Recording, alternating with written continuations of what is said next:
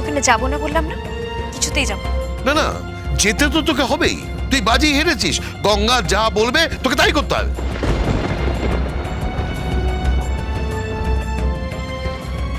ঠিক তাই, গঙ্গার কথা তোকে শুনতে হবে। তুই তো সেরকমই কথা দিয়েছি, আশা করি তোর কথার দাম আছে।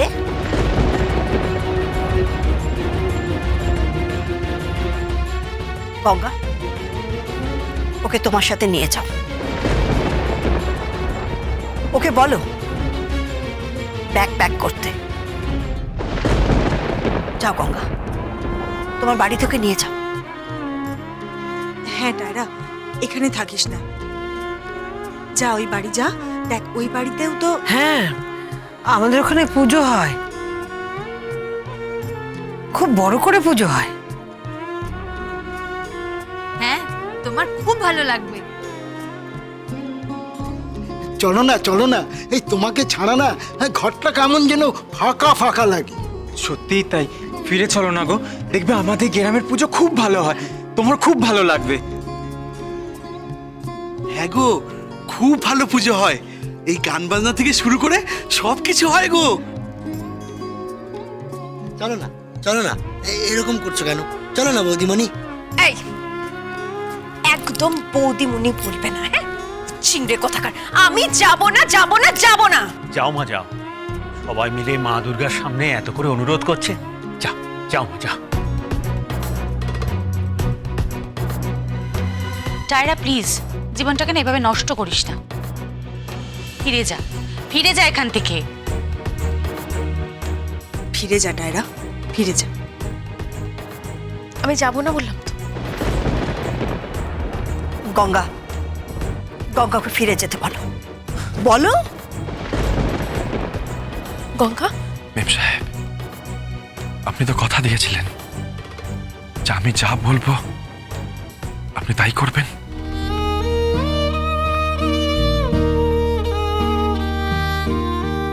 কি হলো মেম সাহেব, কথা দিয়েছিলেন তো আপনি? হ্যাঁ হ্যাঁ, তা আপনি আপনার কথা রাখবেন তো, নাকি আপনার কথার দাম নেই? আমার কথার দাম নেই? আমার কথার দাম আছে, আমি কথা রাখবো। বলো না কি করতে হবে, বলো কি করতে হবে বলো না। বাক্স প্যান্টরা সব গুছিয়ে নিয়ে তোমার সঙ্গে চলে যেতে হবে, তাই তো? চলে যাব আমি, কিন্তু একটা কথা মনে রাখো, আমার শুধু শরীরটা যাবে, মন যাবে না।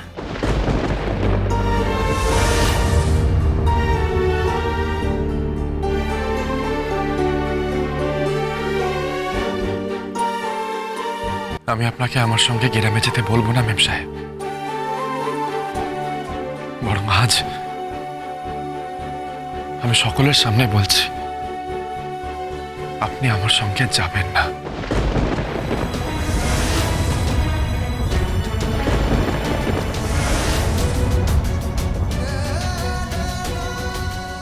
গঙ্গা, হ্যাঁ গো মা, আমি ঠিকই বলছি।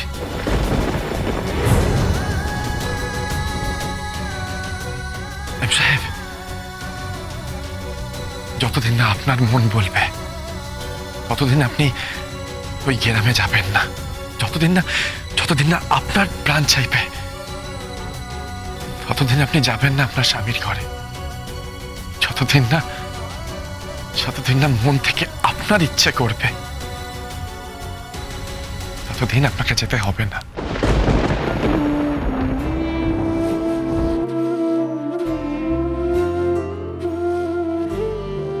গঙ্গা, গঙ্গা, এ তুমি কি বলছো? গঙ্গা, এটা তুমি কি বললে? গঙ্গা, এতে কিন্তু তুমিই বোকা বনবে। না গো বৌদিদিমণি,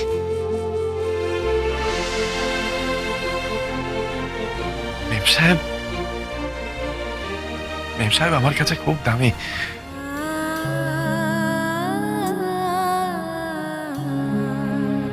ওনাকে আমি কথার ফাঁদে ফেলে আমার বাড়িতে নিয়ে যেতে চাই না। খুব দামি আমার কাছে উনি চোট পেলে না মনে মনে ভেঙে যান, সেটা আমি জানি, বুঝতে পারি আমি সেটা।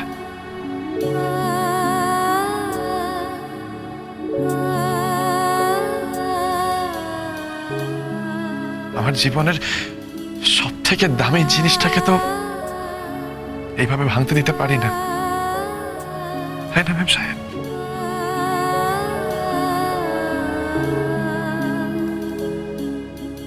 আমার বিশ্বাস উনি একদিন নিজে যেচে ফিরবেন।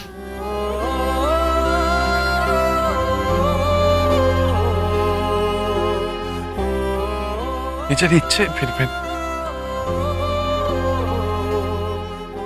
সেই দিনটার অপেক্ষায় থাকবে গঙ্গারা।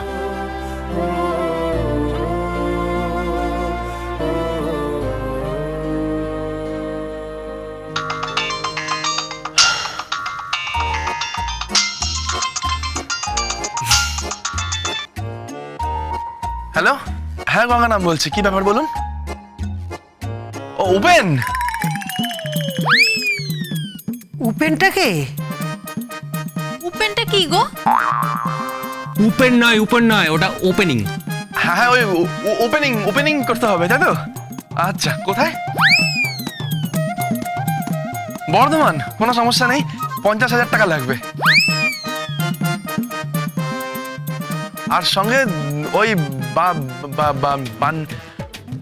বাউন্সার হ্যাঁ ওই বানসার দুজন ঠান্ডা মার্কা লোক পাঠিয়ে দেবেন আর কি।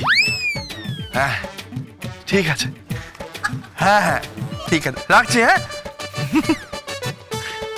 মা। হ্যাঁ বল বাবা। মা গো, তুমি জানো আমি রোজ 50,000 টাকা করে পাবো। কত টাকা? 50,000 টাকা। 50 টাকা? 50 টাকা নয় গো মা, 50,000 টাকা। আরে না 50,000 টাকা। আরে তুই হিসাবে ভুল করছিস, ওটা 50,000 না, ওটা 50 টাকা হবে। 50 টাকা বল। না না, কোনো ভুল হচ্ছে না আমার। ফাংশন করব, গান গাইবো, আমাকে 50,000 টাকা করে দেবে রোজ। আমায় 50,000 টাকা করে দেবে, বুঝলে? আর সঙ্গে বানসার দেবে, বানসার। ব্যাকডেটেড, পুরো ড্যাডির মতো। তুই চুকার, তুই ব্যাকডেটেড। হ্যাঁ ড্যাডি, তোমার ইংরেজি কিন্তু খুব খারাপ। গঙ্গা, তোমায় এবার শিখতে হবে তো। ওটা ওটা বাউন্সার, ওটা বাউন্সার।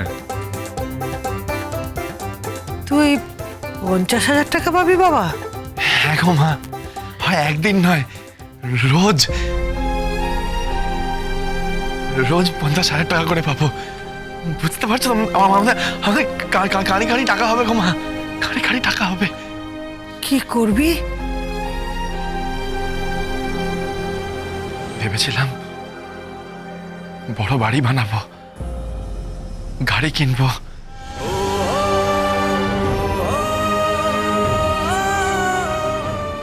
সুন্দর করে ঘর সাজাবো, দামি দামি পোশাক পরবো।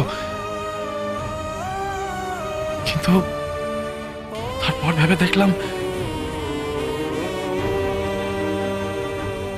এসব দেখি আমি মেম সাহেবকে বশ করতে চাই না। ওনার যেদিন ইচ্ছে হবে উনি নিজের ইচ্ছেই আসবেন।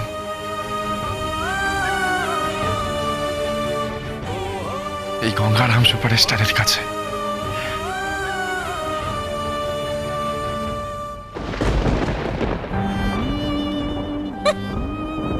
সুপারস্টার নেকা। এই মোহনা, কি বুঝলি, প্রেমটা তো পুরো মাখন হয়ে গেছে। যে কোনো মুহূর্তে কি একদম আর কি বলবি তো? জমে ক্ষীর হয়ে যাবে।